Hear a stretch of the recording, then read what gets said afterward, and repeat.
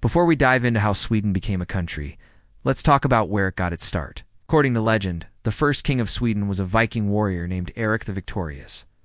He's said to have united the Swedish people around 850 AD, after previously they'd been loosely linked under the title of the Swedish people. The term referred to the inhabitants of Svealand, the central province that surrounds Lake Mälaren and the area from which most of Sweden's early rulers came. But there were also other terms like Spishet and Swebland. As historians point out, though, these probably just referred to the region rather than a unified people or nation. But then, when Erik the Victorious came along, he changed all that. According to legend, he united the Swedish people, establishing a kingdom that stretched from the southern tip of Sweden all the way to Finland. And he did this by conquering the land. He's believed to have established a royal dynasty that lasted until 1060, more than 2 centuries. It was during the Viking Age that the Swedish people began to expand beyond Sealand, pushing north to take advantage of the fur trading opportunities in what is now Finland proper, northern Sweden, and Norway. Ow. They also expanded east toward the area around Lake Ladoga in present-day Russia. This expansion continued in the 1100s with the rise of the Folkung dynasty, particularly under King Sverker I, who moved the royal seat to the strategically important city of Stockholm. The location of the royal court further shifted the power base northwards. But the story of Sweden becoming a country wasn't a smooth one. In 1164, there was a civil war between supporters of the reigning king, King Sverker the Elder, and his powerful rival, King Erik the Holy. This conflict eventually led to the Battle of Lena in 1167, where King Sverker the Elder was killed. Though King Erik the Holy initially won, his reign was marked by instability and uprisings across Sweden. To restore order, he sought the help of King Valdemar II of Denmark, who in turn demanded Swedish recognition of Danish overlordship as a condition for the aid. This Danish intervention led to the Treaty of Sandby in 1172, which officially made Sweden a Danish vassal. In response to this foreign domination, a group of Swedish nobles led a rebellion, calling upon King Erik's nephew, Prince Philip of Finland. After securing the throne, Philip I moved to solidify his power. In 1173, he initiated the construction of the first stone castle in Sweden at the strategically vital node of Lake Mälaren and the Baltic Sea. He followed this by convening a law assembly, or ting, where he instituted far-reaching reforms. These included a redistribution of royal domains, the establishment of a royal council, the introduction of Norwegian law, and the creation of a new high court. However, despite these efforts, tensions with Denmark remained high, leading to the Scanian War in 1185. During the conflict, the Swedish fleet decisively defeated the Danes, marking a turning point in Swedish history. It demonstrated that Sweden had emerged as an independent power.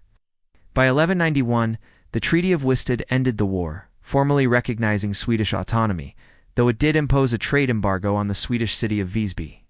In 1194, King Erik IX's brother, King Sverker II, took the throne.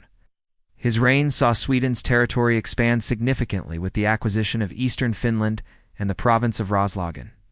The latter move brought the royal seat closer to the coast and facilitated maritime expansion. But not everyone was happy with these changes, particularly those who felt marginalized by the royal court. A notable example was King Sverker's own son, King Erik the X. Discontented with his father's policies, Erik fled to Denmark in 1208, seeking support to challenge his father's rule. Once there, he entered into a strategic alliance with King Valdemar II by marrying Valdemar's daughter, Princess Christina. With the backing of the Danish king, Erik returned to Sweden to confront his father, sparking a civil war. Meanwhile, in 1219, the Wendish Crusade, a campaign aimed at the Baltic pagan tribes, presented both a challenge and an opportunity for Sweden. While King Sverker joined the crusade against the pagan Finnic tribes in northern Estonia, King Erik took advantage of the distraction to attack Stockholm, capturing it and deposing his father.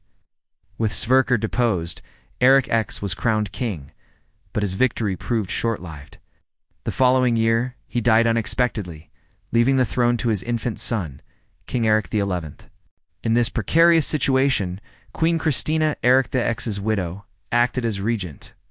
She skillfully navigated the complexities of royal succession, managing to secure the support of both the late king's brother, Birger Magnusson, and her father, King Valdemar II of Denmark.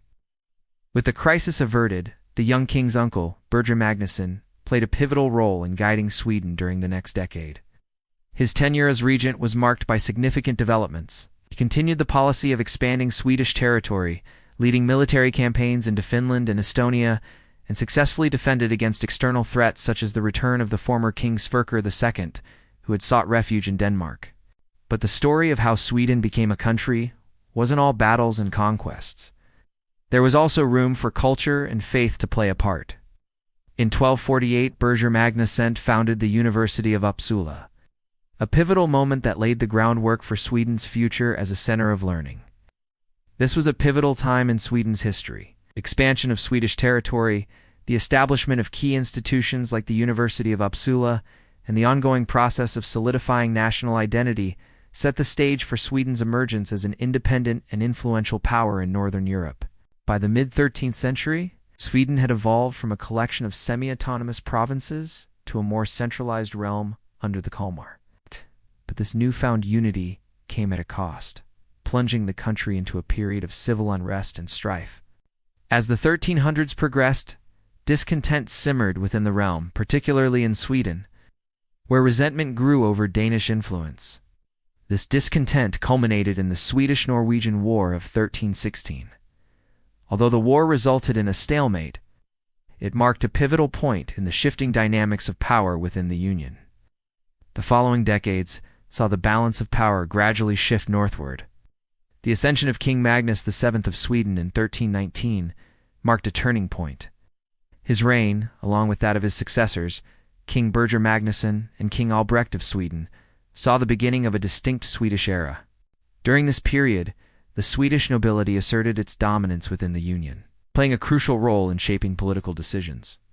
The death of King Valdemar IV of Denmark in 1327 marked the end of the House of Estridson's rule in Denmark, leading to the election of King Knud VI as the first Danish king of the House of Holstein. This shift in Danish leadership had broader implications for the Kalmar Union, setting the stage for increased Swedish influence.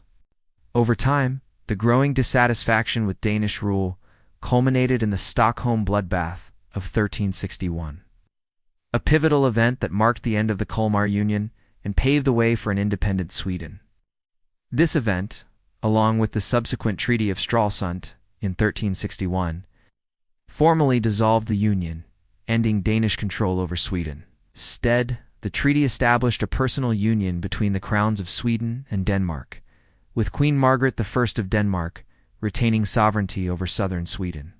Following this, King Håkon VI of Norway attempted to take advantage of the internal discord in Sweden to regain lost territories. But his efforts were thwarted by King Albert III of Sweden. The Treaty of Kalmar in 1377 finally resolved these conflicts, reaffirming Sweden's independence and setting the stage for a period of stability and growth. This treaty marked a significant moment in Swedish history, effectively dissolving the remnants of the Kalmar Union and establishing a clear boundary between Sweden and Denmark. The peace secured through the treaty allowed Sweden to focus on internal development, laying the groundwork for its rise as a major power in Northern Europe. From here, the path to modern Sweden continued with the rule of the Vasa dynasty, starting with King Gustav Vasa in 1523. And so that gives us a brief overview of how Sweden went from a loose collection of provinces to an emerging kingdom, laying the groundwork for the modern Swedish state. If you enjoyed this video, make sure to check out this playlist for more content like this. Thanks for watching.